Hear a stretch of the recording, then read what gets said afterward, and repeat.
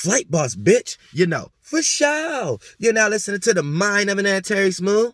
I am the Royal Archangel Uriel, and I'm here to carry out God duties and motherfucking responsibilities. And you know what that job come with?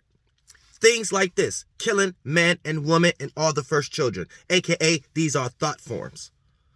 Now, killing thought forms, killing children because y'all worship and get lost into y'all creations, thoughts and feelings, and anthropomorphize these things. What I'm getting ready to say is extreme, and it can only go two ways in this world and this realm we in, because I go a little bit beyond y'all when it comes to world frames and mental concepts. So this can only go two ways. It can either be I'm the utmost lost, extremely wrong person, wrong spirit, I'm completely wrong, and I'm alone on this, or this can be the whole world is lost, and the whole world is lost under people that they are following, that they claim that they have interpreted the truth. So when a person come across some knowledge that they claim the Illuminati / Masons are doing, they think that they found truth because they figured out what some other individuals are doing, not knowing that this video is going to break this down. Whether y'all all are right and I'm wrong, or I'm right and y'all done led the whole world astray and to be wrong. Now, let's get into it. Because all things fall without this concept that all of y'all spiritual systems correlate to. The sun do not revolve around you. The sun is not even revolving. Now, it appears to be revolving. See what I'm saying? So all of the allegory, symbolism, gravity, all these concepts going to have to fall. Even stand up right, Scottish right, York right, anything that's right has to fall, because all of these things was built on the sun going to the right. And also all of these allegories and symbolisms, and even the book is made on ascension, descension, rotation, the sun actually revolving, and something falling from the sky. So for the most part, getting on my concept that I'm getting ready to explain, all of that have to actually go out the window. So all of y'all make sonic tracing boards and all that shit, that's just basically an image of the brain. And y'all worship the pineal gland, so they got y'all lost into the left brain. So they got y'all lost all inside the left brain. They got y'all lost inside the things in it. The whole brain itself is your left hemisphere. Your whole upper, which I want to call upper as a hemisphere, that's the left side. That's the left hemisphere if you was laying down. Your sexual organs and going down to that spot in your heart, that's the right side hemisphere, if you want to correlate it as far as their wording in science. I don't even like to use right and left brain. Now, here's the thing. Let's talk about the sun. Now, the sun is not revolving. What is actually going on is we as a star, we as a big body of water that's rotating from Antarctica to the eastern continents. Water didn't land on Earth. Earth came out of water. So for the most part, stars are water. So that big body of water that we're on is rotating to the left. Now, here's the thing. Since we're rotating to the left, the objects, and we're on the axis, the objects that we see in the sky, keyword, appear to be going to the right. Now, all of you guys, symbolism, the way you look at the world, concepts, all fall under the sun traveling through the sky. Even all of y'all religion stories. I told y'all, stop getting lost into people just because it's older or it's 2,000, 4,000 years ago. See what I'm saying? All of these stories come from man trying to interpret what's going on in the sky. And they make allegories and symbolism off of it. And here's the thing. This is how we first got lost. Trying to interpret what we think going on. And if you are a person in power, then you can influence the whole environment to worship your vision about that. And we've been worshiping someone's vision, their pyramid, and building under that as far as thinking the sun is going to the right and thinking that Earth is some form of platform. So it gets into flat Earth, or it gets into globe Earth, or it gets into the material that y'all walking on, y'all calling that Earth, to the point that Earth is a ram, and this body of water that this platform is floating on is what you need to be calling Earth, because water represents a desire, and this desire, the way it's rotating here, represent y'all natures here. You see what I'm saying? So when we're rotating to the left, it appears to be something that's going up or rising in the morning, but we have time zones, so that means it's only hitting a specific spot. So here's another thing, and that brought the light. That got to go out the window, because now we know stars do not accumulate light on its own. It's only when two high velocity things that's moving, two high velocity objects that's moving, when they're close to each other, it creates a frequency vibration or orb in between, and that creates a water cycle or life or friction or tension. You ever seen race car drivers? Or you ever been close, like on a lane where you're driving fast that way and somebody driving fast this way? Or two people driving fast and y'all start driving close to each other? You start to feel the shake in between the vibration. Okay, now use that mentality on a larger magnitude. You see what I'm saying? And that's not a logical fallacy. But for the most part, that's basically what you're seeing when you experience water cycles and spring and summertime. You're seeing two celestial spheres, the one we on, this big body of water from Antarctica to the eastern continents, and you're seeing that one close in distance to the nearest one, the sun, which y'all calling the sun. And when they get close, it creates friction, temperament, temperature, transformation, right? Birth, life, death at a simultaneous level. Then once it gets distance, we see less light. We see more dark. We get less temperament, more emotional distance, and we see less temperature physically, aka it gets cold. We experience the fall and the winter time. So this whole little allegory of the sun falling and dying, you know what I'm saying? That's made up. Everything is man-made up, and that's how you guys got lost in the first place. Because you're trying to live like something that appears to be doing something, and that gets you into the left brain. So we're already moving to the left, so you're trying to get back right. So for the most part, you think everything in the sky is moving to the right. And you think that you're on some object that's stationary and not moving, or is floating in the sky with everything else, but these things is revolving around us, where that's not the case. We're rotating, and these things are rotating relative in their space. And they appear to be moving to the right to us. So humanity is lost because humanity got lost into appearance. You see what I'm saying?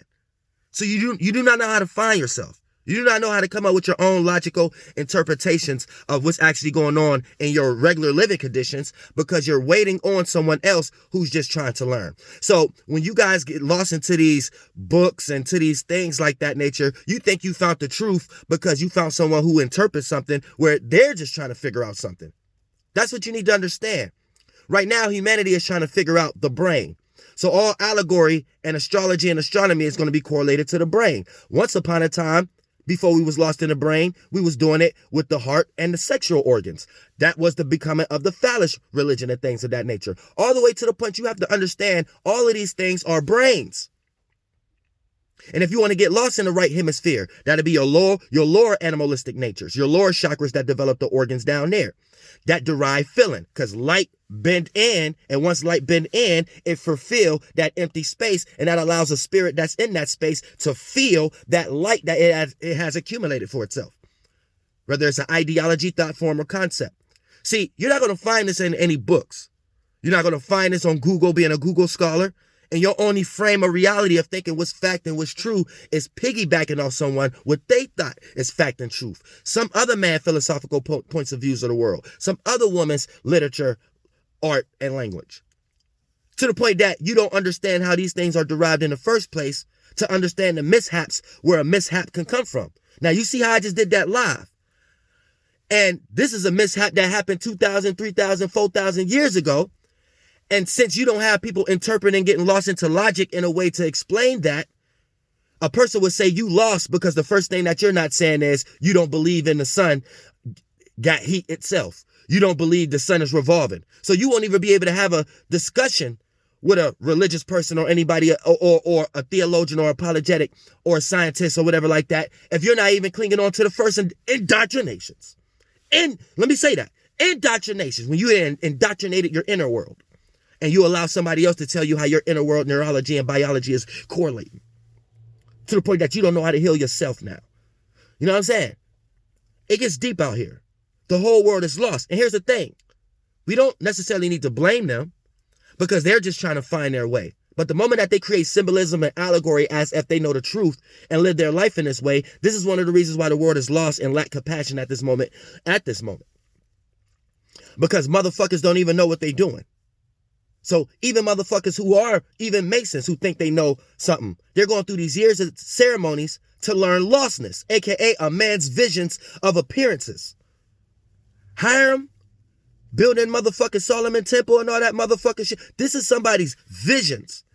And whatever chakra and whatever organ that they was lost in, that's where that spirit going to develop the most Adams and Eves, the most thoughts and feelings, the most visions. So all of these allegories, tracing boards are just examples of what man is lost in for sources of power. And who can control the light?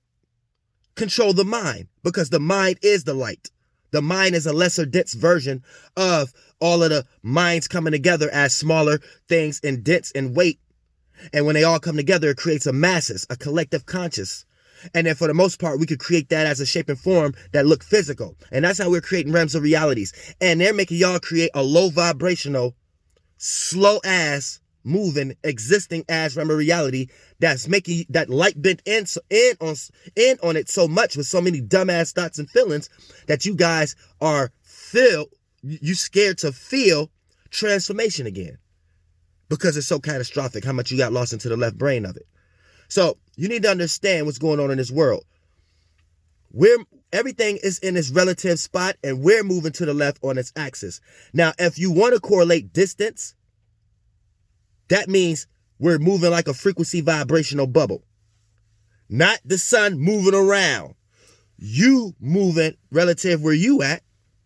And those are moving it like a body of water relative to where they at. But in an up and down system in their position. So sometimes we're close to things. Sometimes we're further away from things. And then based upon what time we're facing it, this lets us have a point of reference. A pointing system. So think about time zones like a pointing system. Wherever you think the sun is quote unquote rising, it is not that. It is the geographical location of the land that you're on, floating on a body of water that we call, that is stars. We on Tiamat, Gaia, Earth, whatever the fuck you want to call the heart chakra. This what this called. This star we on. From Antarctica to the eastern continent. Before you want to separate the seas and get into separation and religion and shit like that and races, right? Based upon the geographical location, you came up out of the water and when the sun was close, giving spring and summer over there, right? That time zone, that'd be your point of reference, your monad. Then once you start to move to the left, start to make that circle. Then once the sun come back to that point, you'll realize it don't come back to the exact same point. That lets us know the diameter of our axis. So that lets us know sometimes we like this, sometimes we like this, floating, spinning as, rotating as a body of water. So this gives us to know the nodes. So the nodes let us know the bottom half of something, the middle half, and the top half of something. So nodes go beyond the moon. The moon is just a representation of that because here's another thing. People landing on the moon and the moon being an actual object, it knows all fluid and it's fluidly less and dense. So it's playing out like a reflection, like an orb, like when you see light reflect, right? That's actually what you see in the moon. So the moon ain't something that they land on. That got to go out the window. See what I'm saying? The moon is a reflection of our body of water. That's why the moon is always going to be the same looking size as the sun. Because when that body of water, the sun, right? When your time zone facing the moon, facing the sun, on this body of water, when your time zone facing the sun, right? At a particular time based upon the reflection, If your time zone completely facing the sun, you guys are going through a solar eclipse. You cannot see the reflection at all of this body of water that we're on. Now, if you're based upon your time zone, when we all rotate to the left, all of us together, and then based upon the cycles, the reflection cycles of distance and from us and the sun, if we're facing 180 degrees away from the sun, based upon your motherfucker geographical location, if you stay on the Western Hemisphere or the Eastern Hemisphere. Now, let me say Western Hemisphere. If your point of reference is from a 180 degree angle, you're facing completely away from that body of water, then we will be experiencing a lunar eclipse. See what I'm saying? We will be able to see the full reflection of this big body of water that we're on, floating, rotating from Antarctica to the eastern continents. You know what I'm saying? Y'all call that a full moon. But technically, astronomy-wise, it's a lunar eclipse. A lunar eclipse is talking about light reflecting, light refractor. What light is reflecting? The moon is not a light on its own. The moon is the body of water we're on, and that light, same way you can see your reflection through the water when the sun is close in distance, the same way that big reflection we see in the sky like an orb at night. Only sometimes in the daytime based upon our axis. So, you see what I'm saying? You weak ass Neil deGrasse astrophysicist. Gotta throw that out the window. You gotta throw all this out the window. All the way to the point that half of the goddamn things that y'all see in the sky that y'all think as stars is these motherfucker thousands of satellites that they've been throwing up in the motherfucking sky trying to track these positions. So now we got what they call that military time. Or now we could tell the time, and the satellites up there would allow us to have tolerance, so you can have websites and things of that nature that show you the constellations. Those websites ain't showing you the stars and the constellations. Those websites is each satellite reflecting light from each other, and you on there saying, "Oh yeah, look, this constellation, that's that satellite." Ah, that satellite named Capricornus. It's a group of satellites in that space called Capricornus. Every time we see the sun, every time we're rotating into the space of that we're measuring as the 10th, 11th, and 12th house that y'all call wintertime. So what we're trying to calculate in space as something that's not even there, we're trying to track it based upon what we think the sun is doing. Then y'all got lost in thinking the sun is moving to the right. No, it's us moving to the left and the sun appearing to move to the right. Then on a certain axis, at a certain period, when we're moving to the left, it's a certain period that the sun be at a more distance once we reach. And once we get to that period, we call that us going to the fall, going into thinking the sun is falling and we can't see it. It's not. We're just facing more away from it. And then for the most part, so we experience more fall and winter time more during that period of time in the Western Hemisphere than the Eastern Hemisphere. Time zones. And then for that matter, right, y'all will motherfucker experience that motherfucking separation. It's like all fucking lostness. It's all lostness, right? And then here's the thing. We put a group of satellites up there to help us understand the atmosphere and the sky on at that time. So we got a whole bunch of satellites named. Oh! This shit ain't even real. It might not be shit in the sky real for real. Except that one star. That one body of water that we close to. Everything else is reflectors. You see what I'm saying? And that's a reflection. So this like some whole kind of reflection system that's being emitted from the bottom of the sea in this sea. And you can get to space from the bottom of the sea also. So keep that in mind also. So this is some type of circumstance where we're in a monad, right? And 7 virtues have nothing to do with what y'all think y'all seeing in the motherfucking sky. You know what I'm saying? And this is something that we're correlating and we're measuring based upon experience. So keep that in mind. You know what I'm saying? Whole world is lost. Now, you could say, I'm wrong. Even your spirit is your space. You know what I'm saying? You know what you want in and out of your space. You can't even make up no better analogy around it. You know what I'm saying?